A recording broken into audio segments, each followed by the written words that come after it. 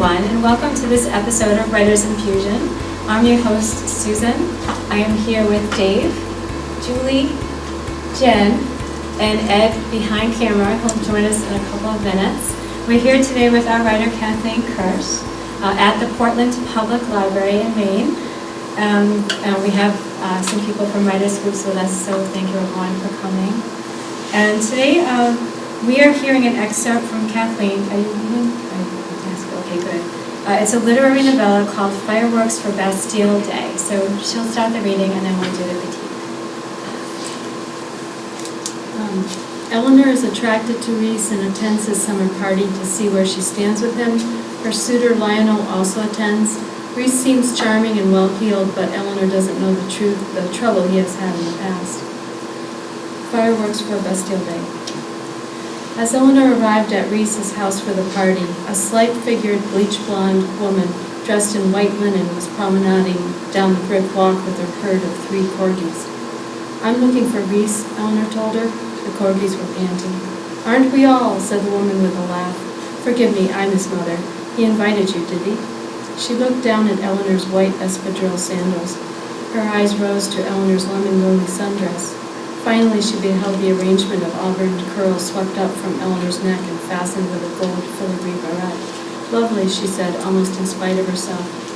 Eleanor felt like she towered over the woman and tried to shrink herself somehow. "Nice to meet you," Eleanor said, as the woman clucked the corgis out to the street. "Go through the garden gate, have fun." Reese's mother threw a hand in Eleanor's direction to wave goodbye. So that's Carolyn, Eleanor thought, remembering her conversation with Reese. She heard Amy Winehouse singing the blues somewhere in the house and a loud guffaw from some guy. Coming around the corner of the house, she saw sherbet-colored Japanese lanterns strung in a square shape around the back patio, where a tall, balding, yet young man was grilling chicken quarters. "I hope you're hungry," he said, brushing barbecue sauce on the legs and thighs. "Grab a drink inside." He introduced himself as Greg, Aileen's husband, as if Eleanor knew the family lineage already. She would have to be on the lookout for an Aileen. The kitchen was a crush of people she did not know. Reese stood near the sink, shaking martinis. His smile broadened at the sight of her, and he shouted her name like a pronouncement and a beckoning. "My lord, you are just poured into that dress," he said when she came closer. Eleanor looked down at her dress to see what he saw, to no avail. Reese laughed. "Margarita or Melantini?" he asked. She chose the cantaloupe martini. "It's my first," she told him, but he was distracted, doing a slight cha-cha with the silver canister for some other girl who admired him from across the breakfast bar. "It's everyone's first. They dared me to make it work." He had been laboring long and hard with a food processor, blender, and juicer trying to strain the pulp. "Next up is honeydew melon, so stick around." Eleanor wanted to kiss him out of pure happiness to see him, but it wasn't clear how demonstrative he wanted to be in front of his other guests. She considered it a date, although she had to share him with what seemed an awful lot of other women, all younger than her 31 years. She didn't even know how old Reese was, perhaps her own age or a little older. On the counter was a light blue flyer with blood red lettering in a French script typeface. It read, "Bastille Day Celebration, La 14 Juillet. Free the writers, steal the guns, run naked through the streets, feasting, dancing, fireworks. 101-220 Crossmark Way, 8 p.m. until question mark." So Reese had sent invitations. Eleanor had received a phone call from him, but not an invitation. She followed the bluesy trail of music through the vacant dining room, which housed a long mahogany table gleaming under a crystal chandelier. It cast shards of glittering light in defiance that no one was dining under it. Eleanor followed the music through the hallway and found the front stairs, also well lit with another chandelier over the handsome second-floor landing, with a window seat that looked over the side entrance of the house. Down the hallway, the music grew stronger as she neared a pair of double doors. Pushing them open, she found a well-lit den where a number of guests had gathered and were taking leave to sit rather than stand in the kitchen where the blender gnashed its blades without notice. On the far window seat were congregated a group of 5 women, 2 of whom had pulled up chairs to talk to the other 3 on the window seat cushion. They were somber, almost grim, and perhaps smug, thought Eleanor. Or perhaps they were mindful of the reason for the party. and were dawning an aloof ennui suitable only for the most sophisticated French celebration. Eleanor wanted to avoid them, but the central girl on the cushion lifted her hand to her, as if Eleanor were a maitre d'. "Did Greg invite you?" the young woman asked, with the beginning of a scowl around her lips. She had the same slightness as Reese's mother, although her peaches and cream skin was smoother and her hair was the genuine champagne blonde. "No, Reese did," Eleanor said, wishing there was a guest list to keep everyone straight and that a butler had approved her at the door. "You must be Aileen." "Why, how canny of you," Aileen said, reassembling her mouth into a bud of a smile. Eleanor introduced herself, taking Aileen's delicate hand in her own. One of the girls drew up another chair from the huge desk nearby. "We are so bored," confessed Aileen. "Tell us something interesting and save us." She sipped her margarita. "Reese's Melantini is great," Eleanor offered. "It's ridiculous," said Aileen. Her friends twittered in agreement around her. Eleanor saw that they all had salt-rimmed margarita glasses filled to various levels. Just then, Reese came through the door with a tray of margaritas. "I see you've met Eleanor," he said, handing the drinks to each woman and collecting the empties. "She's an artist. I have some of her work, and I believe someday it will be a collector's item." "Well, you didn't say you were an artiste," said Aileen, as Reese whisked out of the room. "Reese is too kind," Eleanor said, feeling herself reddening, a personal hazard of hers. "So it's a professional relationship you have with him," Aileen decided aloud. "Right, because you're not his type." She sipped her margarita, almost unaware of what she had said. "What does Reese like?" asked one of her friends. "Legs," said Aileen. Eleanor rose from her chair. "I need another," she said, holding an empty glass. "They're so good." "Do come back. We're so bored, you know." Eleanor flashed a smile and made a beeline for the double doors, deciding not to come back to the little hornet's nest of idle women, even if one of them was Reese's sister. Out in the hallway, she saw Lionel. "You don't want to go in there," she warned him. "You don't want to go out there," he said, gesturing to the kitchen. "Why are you here?" she asked him. "He put up flyers on telephone poles. I thought he sent them as invitations." "Maybe it started out that way, I don't know. You want to get out of here?" "Probably," she said. "I'll just say goodbye to Reese." "I'll wait outside," he said. When Reese saw her come into the kitchen, he quickly took off the flouncy peach apron he had been wearing and tossed it on the counter. "Oh, Eleanor, I have been ignoring you." Then he turned to a burly man beside him and said, "Would you spell me for a minute, Jerry?" and took both Eleanor's hands. "Come out here with me," he said, and led her through the crowd that packed the kitchen now, and out to the patio where couples danced to an accordion player's quaint tunes. The patio was as stocked with folks as was the kitchen. The crowd was spilling out into the garden and through the garden gate onto the driveway. Old men and young men sat at card tables playing chess. Eleanor recognized them from the bakery in the square. Jerry came out with a tray and served plastic martini cups of pink drinks and plastic goblets of green ones. "Go ahead," Reese yelled to the guests on the driveway. "Open the garage door. They'll know what to do," he said to her as they half-waltzed around the patio. "What?" she asked. "Get out the lawn chairs. Heck, they could even sit in my dad's old caddy if they want," Reese laughed. "Do you like the party?" he asked. Eleanor was quick to say yes. "How do you like my sister?" "She's nice." "She's a pill, but you're too polite to say so," he corrected her. "Her husband is also a pill, but he's a good grill man, so I tolerate them both to be here." Thank you. I'll start. So I like that this is this all done, by the way? Did you write the whole draft or still? I'm working on a couple of more stories, and it's, I'm just wondering how long it will be overall. it's going to be like 10 stories, 10 pages each. Oh, okay. And are they related stories? Yeah. Okay. Oh, because it says it's in Novella, so. Yeah. I know, so I didn't realize. So when I like the setting, I like the idea it's a party. I think that's a great idea for a shorter story. It's contained, and I like that. When I think about, not now because I'm married, or maybe I shouldn't say that because I'm married, but when you think about meeting someone brand new, and you are walking into a party where he or she is going to be, there is a sense of almost breathlessness about you, and excitement, and like you're jumping out of your skin. And I don't feel that with her.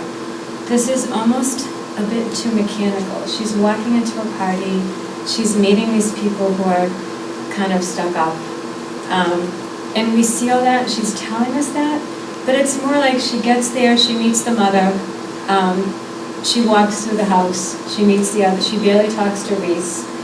I don't catch any romance between them, at least in that initial scene. He's just saying, here's a drink, and then she leaves, and then she walks around the house some more.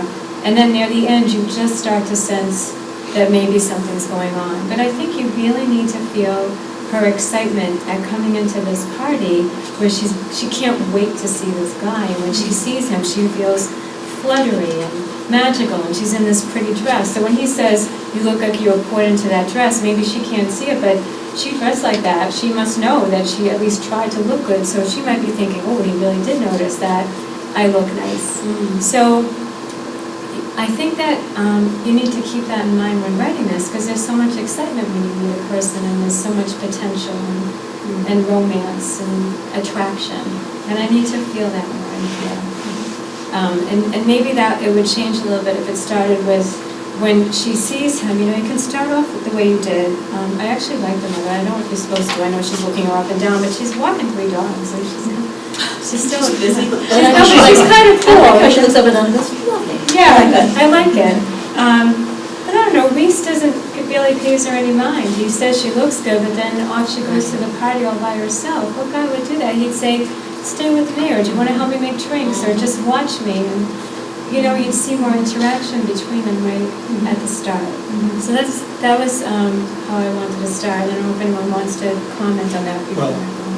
Well, when I first started reading this, the first word I saw was literary, and I thought, oh no. Because I usually hate the literary novels or literary short stories, but That's I just read them. I'm sorry. Actually, yeah, Dave. But I like That's this. women's fiction. I like her. I like Ellen. It seems like she's in a situation that she's unsure about. But she's coming. She's showing up. She's trying to do her best. She's trying to figure out who people are and where she might fit in. So I don't know. I'm drawn into that. I feel sympathy with her, empathy, and I like the description of the atmosphere. I think you could go on for a long time just describing this party, but I'm hoping that there's going to be something more, that happens than just a description of a party and some nice people, some not nice people, and so forth. I like it. I really liked some of your language. The kitchen was a crush of people. I love that too. That was I love really that. beautifully worded.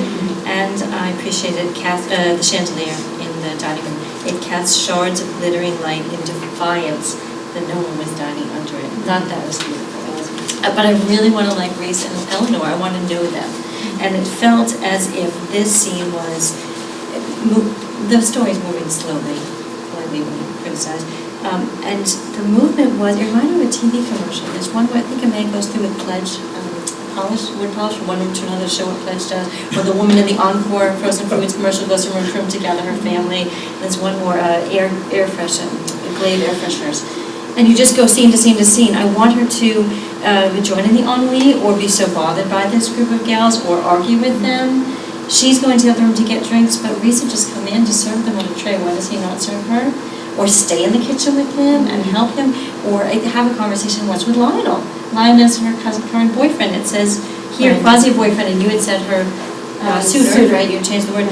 But they have no interaction except, how are you invited? How are you invited? I'm going to wait outside. If I were Lionel, I would not be waiting outside. I'm assuming Reese is a really handsome fella, and Eleanor is dressed to the nines, and I would be watching her and holding her hand and showing Reese she belongs to me. It's your story. And part of that too is when she said she wasn't sure how old Reese was, it made me think I didn't have any, and maybe I don't need a background, but maybe somehow woven in here, because we talk about backstory, but somehow woven in here she could be thinking about how they met. She couldn't wait to come, and now she sees him again, like how she knows him. She must have some idea of how old he is. I mean, but just some kind of a background as she's walking around the party about the last time she saw him and what they talked about her. Just something that shows some kind of a bond that was already established a little bit before they see each other. And when we're talking about when those women are saying, oh, you must just have a professional relationship, she might not respond because she feels uncomfortable, but sure, she's thinking something. She made a first So as soon as she says, right, because you're not as tight, she sipped her margarita almost aware of what she had said. Well, what's Eleanor thinking? Like, I want to deck her for saying that? Or, these are Reese's friends or his sister, so we need... I like the insert legs, too. Yes. Oh, my God. I do think when Julie mentioned that the kitchen was a crush of people she did not know, that is such a great expression. When you're walking into a party and you're uncomfortable, you don't even know if it's the best way to describe it, but it's really good. And then the other thing too is when we do learn about Lionel, out in the hallway she saw Lionel, we have no idea who Lionel is, and even when she sees him, it's not established at all. And then she goes outside with Reese. Well, poor Lionel. Now she's going outside talking to Lionel. She doesn't even think to herself, oh, I left Lionel and told him I'd leave with him.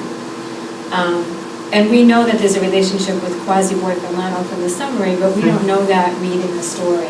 If I left out that, I wouldn't know that at all.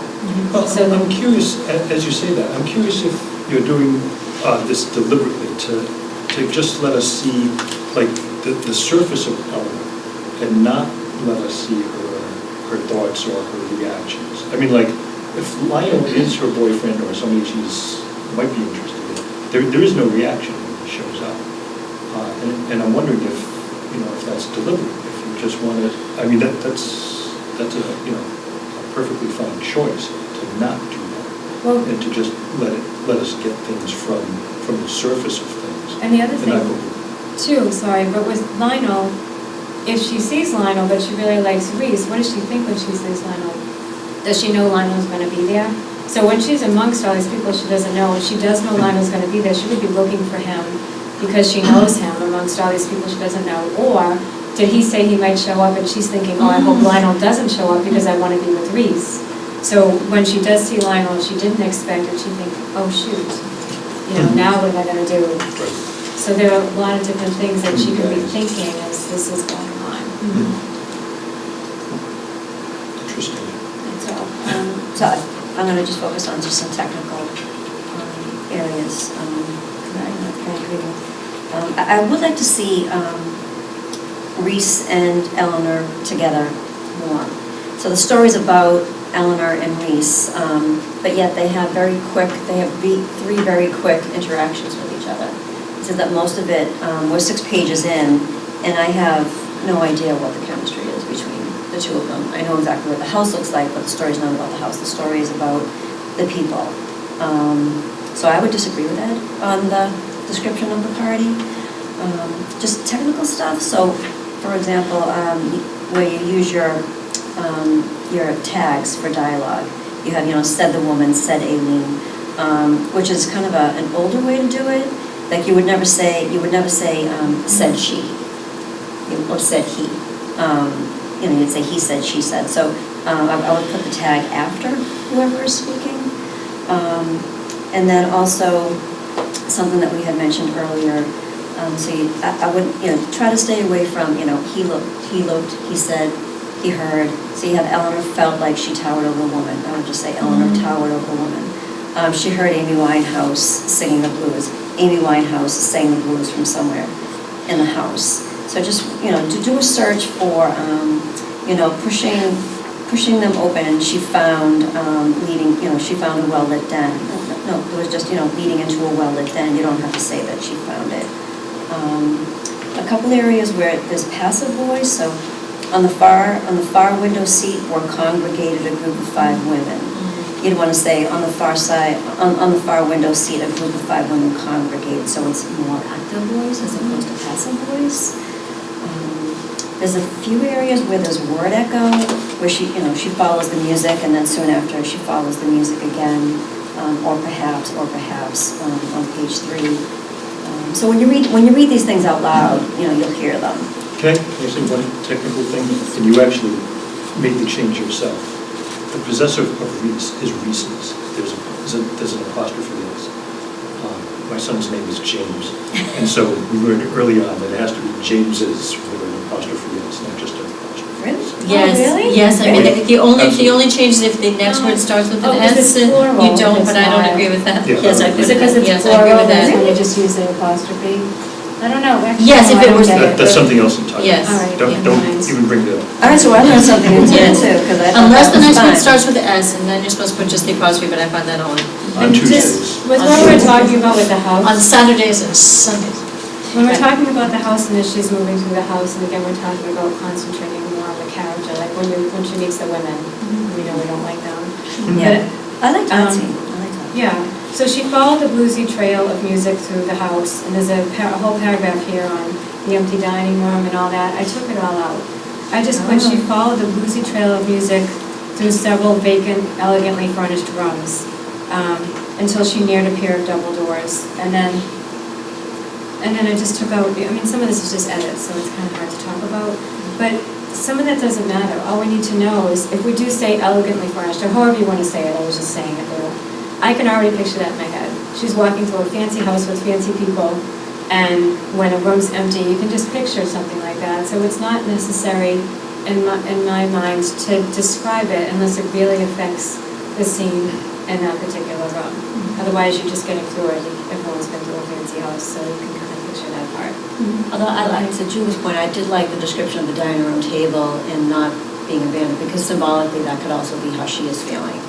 So as far as the dining room table, I kind of like that, so I'll disagree with you. Sorry. Well, thank you. So, points for you, no points.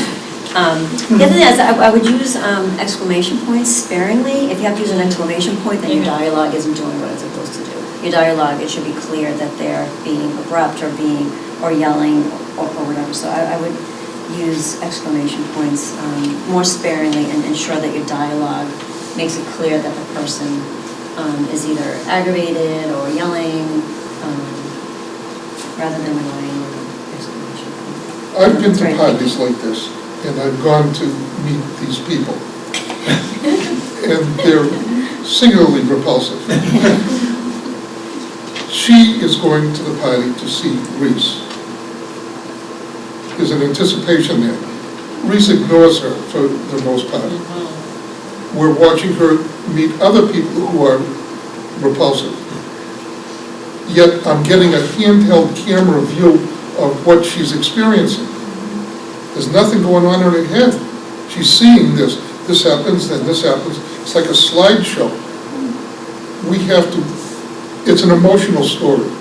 Her going there has to have emotions. She has to feel disappointed that Reese didn't turn around or run over us. Not say you're poured into that's a very tasteless comment. You have to go to the ladies, and they're repulsive, and they're looking to her for entertainment. She's got to tell them something interesting. Well, stick it. I'm out of here. And if I were her, Don't you get this anyway? I mean, without... Yes, I do, Without daily. being in this. daily. No, I'm just saying, Don't mention the car, But right? there's nothing, like he's shaking the martini and he's like flirting with another girl. Yes. And there's no reaction. We're Like, yeah, jealous. outraged on her behalf. No, She doesn't that know can very how well she be the feels story. about That has to be more that he ignores interiority, her response. She has to react to that. Absolutely. She has to say, well, I guess I'm in the wrong place at the wrong time, or something like that. But I'm getting a handheld camera view of her experience in the house. I couldn't care less about the chandelier, to be honest with you. What if it falls on I like the Reese? symbol. Well, that would be okay. I like the symbol. The story I is see it not as about a chandelier. symbol of what's happening. If you need a symbol of what's happening, then there's something missing No, I in the think story. symbols can add depth, as Yes, long they as it's can. not overpowering, it's not a whole paragraph See, about the table. I didn't see wasn't a symbol there at all. I saw it Yeah. just as again, decoration in the story. If the house is elegant, there's a pool there, I assume, all kinds of people bring out the daddy's Cadillac. If I were Eleanor, I would count my blessings that I could leave as soon as I got there. Because, and maybe that's your goal in the story, showing her in a very uncomfortable situation. And you've done a wonderful job, but we have to feel her discomfort. Right. And right now it's Yes. missing. Very simple to fix, but you have to give her you have to empower her to have feelings. And right now, she has no feelings at all. She's only reporting what you say. That's right. And I thought your title was clever, love fireworks, your because I title. don't think they're just the fireworks Yeah, of Bastille I Day, love it. but there will be fireworks. Yeah. And so I'm wondering why she's leaving. And Sue said, oh, she's not. Lionel's outside, but she's going to go back into the party. Don't tell us, but you figure out what's going to happen, when and how those fireworks happen, because I think they're going to be emotional Yeah, fireworks. give her a spark. Give her, Yes. give her, Yes. give her some I like life, her. because she's in a perfect place to display her talents. Here are these jerks. She and is. She's and in she that can- dress? Yeah, oriental. I want a picture. Sorry about I want a picture. I mean, it depends on what kind of character you want her to be too, whether she's Yes, that she seems smart or- refined, she seems. But however. She can't be down to be a major character. But it- She's got to have strength. All right, so if you think of some of these examples, one is, she sees Reese, and he doesn't really pay, she says she's pointing to the dress, but that's about, like, what is she thinking when he says that, she blushes, or she's glad, because she really worked hard to look like that. Again, when she meets the sisters and all that, and they make that mean remark about professional, it's a professional relationship, what does she think when she hears that? So all these, and when she, again, like I said, when she sees Lionel, what does she think when she sees Lionel? Oh shoot, he's here, and I don't want him to be here because I just want to be with Reese, so all these different instances, when a woman looks her up and down, what is she thinking? I'm glad I wore my best, so screw her, I look better than her carrying 3 dogs around. But the mother also So- says, she says, I'm looking for Reese, and the mother's like, oh, it isn't everybody. Like, there's no Yeah, jealousy fair enough. there. Like, just the reaction. I love the scene with the mother, I just want more Yeah. reaction from Eleanor. So I'm just trying to point out examples so that you know what I mean. Yeah, you've got all the elements there. You've got all the chemistry going on there. You just have to give Eleanor some Need strength. fuel, Yeah, fuel for the fire. Empower her to have an emotion.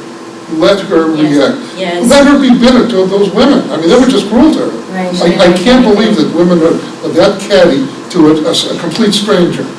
If there's somebody, maybe Oh my I don't- God, welcome to our maybe I world. don't know. But You that was think just- that's what those she's are- thinking, or that's what you're thinking? That's what I'm thinking. How rotten can that be? Because I wrote in there, can women really be that catty to a Yes, stranger? exclamation point, I'm using exclamation point. Do I get a thumbs up here? Oh, I'm glad I'm on the other side. Because that would evolve into a fist fight in the parking lot. There's something nice about the Y chromosome, that's all I have to say. Do you have any questions for us? We have a couple minutes left. No, I think You're just that's. overwhelmed. Well, I think that's really the heart of it. I think you've done a great job with You don't have to be kind to us. Please, No. It's really not Yeah, necessary. we're not nice to each other. with the feedback, because I think I can feel that is the crux of it. And yes, yeah. Good. Just more interiority from Eleanor. Yes. Right, because I don't write literary, my understanding, which is what Dave and Ed have told me, is that literary means it's character-driven, not plot-driven, right? All right, so if it's Nothing character-driven, if you're Nothing relying on your happens. There's no character, ending. your character has to have a lot of depth. In order for her to have a lot of depth, you need to get Don't in. hold back, how do you really feel? We'll cut that. Well, as long as you can leave here with the sense that you got something out of it and you have a direction to go, Yeah. that's really important. Yes, that is, because That's what we want. there's 9 other stories that would have to be fixed in the same. Oh, Now, and is yeah. she on the central Sorry. character, or all 3 of her, Yeah. she and Reese Yeah, and I know Eleanor's in Eleanor, it. yeah, Oh, Eleanor cool. Reese. Sometimes Okay. it can be All right. overwhelming to be getting this back. I mean, I can't say when I walk away from writers group, especially lately because I'm on a first draft of something, and I know some of the writing's pretty bad, and I can walk away sometimes feeling overwhelmed. But once I sit down, I'm okay. Once I get started after I sit down, and I start writing it, then I realize, oh, this isn't so bad. So. And the beautiful thing is, take everything with a grain of salt, put it around your martini glass, put the salt. Take what you want and don't. We should have had that in here, actually. We should have had. Margarita. Margarita. See, that's how much I Margarita. drink. Margarita, sorry, thank you. All right, we do I'll have to have a wrap it cocktail up lunch. because I think we're at 30 minutes. Great. But thank you so much for coming in today. I hope this helps. Yes. And you can ask questions later. You can always email. Please. Email on our site. Let us know how you're doing. Thank you. So thanks again for coming. Thank you. Appreciate it. Thanks everyone else for coming today.